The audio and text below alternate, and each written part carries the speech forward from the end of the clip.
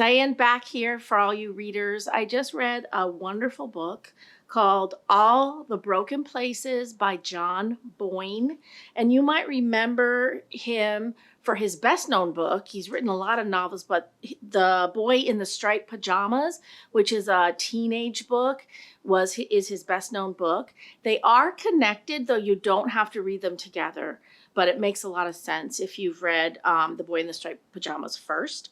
So this book is set in the aftermath of World War II. The protagonist is an elderly woman named Gretel Fernsby, and she tells the story throughout. And she talks about the timing goes back and forth between the war years and then the aftermath, which is the present day when she's in her 80s.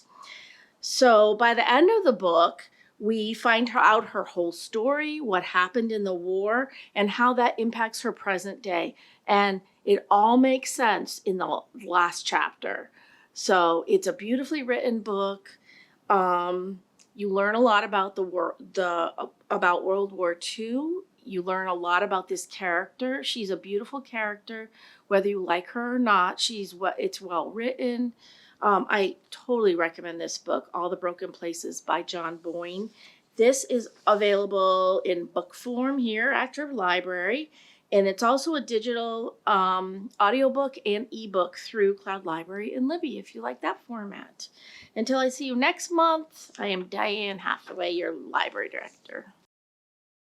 Hi everyone, Liz here in Adult Services, and my pick of the week this week is Now is Not the Time to Panic by Kevin Wilson. So this is a story about two sort of misfit teenagers and about in the mid-90s. So two misfit teenagers, aspiring writer Frankie and artist Zeke, and they are spending the summer together in a rural Tennessee small town. And they decide they want to take this summer and they want to make something amazing. But as Frankie tells her mom, not something as boring as a relationship, but something much weirder. And by that, they mean art. They're going to work together. They're going to make some mind-blowing piece of art that's going to make this the summer that they'll never forget. And the thing about it is they succeed.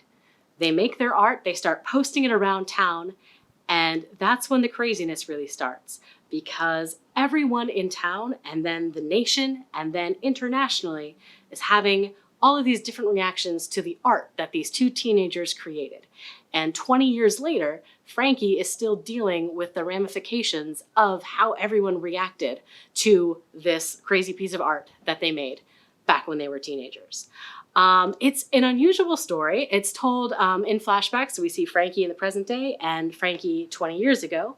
And it is really about sort of the odd relationships between misfit teenagers in a small town. But mainly it's about art and our urge to create it and how everyone reacts differently to it. And also the way we all get weirdly fixated on small things that happen to us as teenagers. So I highly recommend Now is Not the Time to Panic by Kevin Wilson.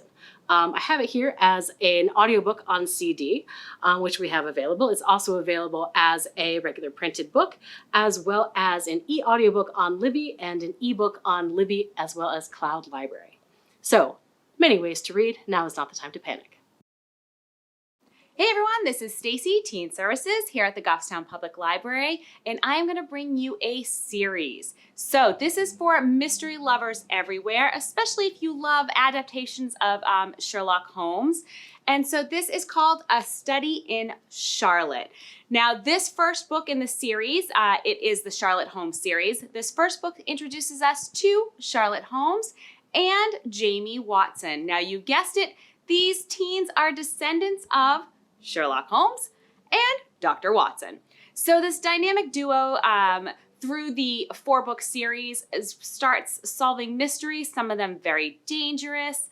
If you are a mystery lover, like I said, you are going to enjoy this. So pick up this series today.